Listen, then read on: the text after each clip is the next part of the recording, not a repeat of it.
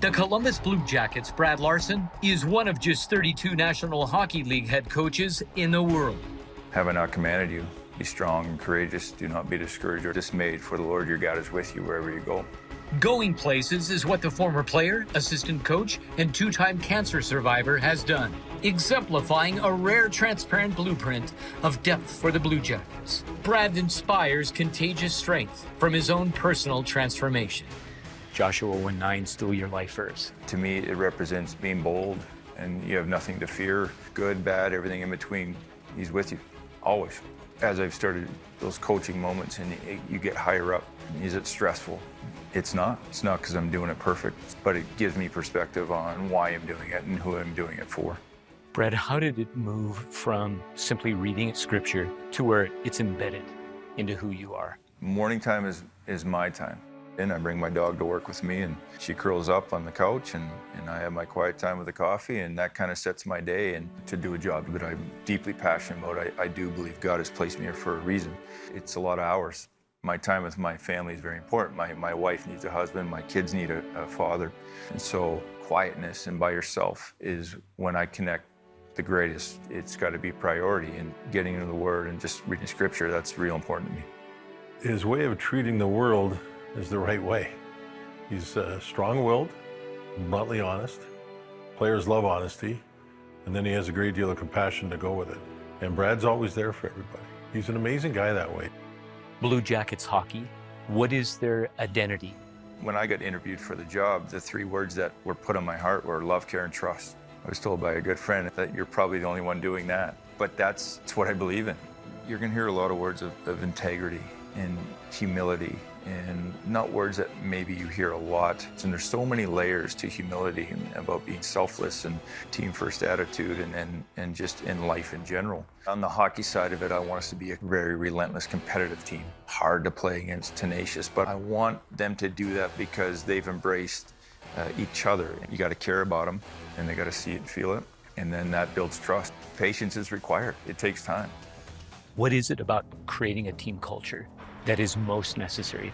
Humility, again, is a word that keeps coming back. Humility means it's not about you.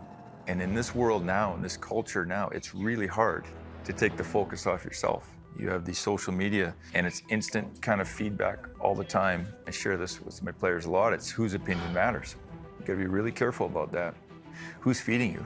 And there's a lot getting thrown at them. Individual results, I need them because guys bring certain skill sets, but it's always about the team. Whose opinion matters most?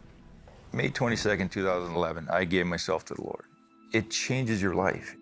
For 30 plus years of my life, I had zero faith, and I didn't know who that God was and what that looked like. So you build your whole life of this, almost a facade of who you are, or what you want to represent.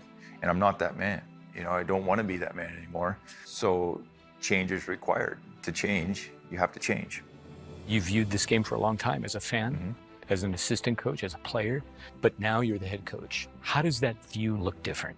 Once you become the head coach, you're worried about everybody. It's a huge responsibility, and one that I never take lightly. I love it. I love just trying to help people, and not just in the game, but away from the rink. And I'm ultra competitive, and I want to win every game, and I understand the business I'm in. It's wins and losses, and that's how we're judged, and embrace the struggle and go, okay, yeah, I come back to John 3:30, where he must become greater and greater, and I must become less and less. I'll get out of his way and see where he wants to take it. You self-acknowledged as a ultra competitor. Jesus Christ, is he a competitor? Oh, yeah. How? He's like the ultimate warrior. When I understand what Jesus gave up, what he went through, there is nobody tougher than Jesus.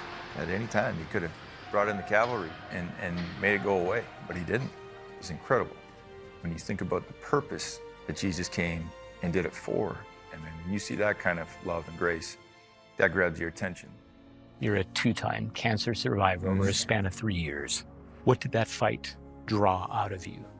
I wasn't a believer then. I had an athlete's mentality at that point. When I found out I was stage 2, almost stage 3 melanoma, you know, we were very fortunate. And then a year and a half later, I had testicular cancer going in the playoffs. And it was on my daughter's first birthday. having surgery and went through radiations. We caught it early. It wasn't that I was thinking about dying. It was, why am I here? And understand, oh, it's not about you. You reached a place, urgency, desperation, great vulnerability. Mm-hmm. How did you confront uncertainty? Well, confronting it, it came down to surrendering it. I can say this with total conviction that I don't live in fear. I don't coach out of fear. It's Proverbs 16:9 says, I can make my plans, but God determines the steps, right? When you start to embrace that and understand that our time here is short, and then go back to what I was talking about, purpose. Yeah, I want to win Stanley Cup, but I think there's a much bigger responsibility to try and impact people in a positive way